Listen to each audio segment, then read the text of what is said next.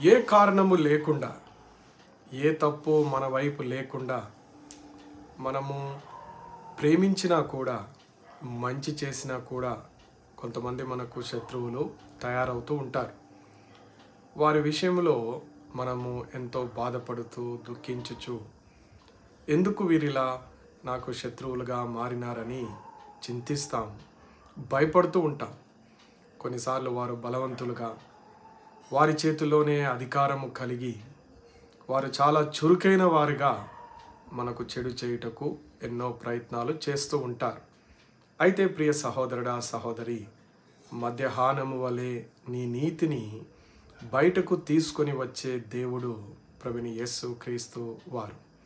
వారిని చూసి భయపడకుము, జడియకుము.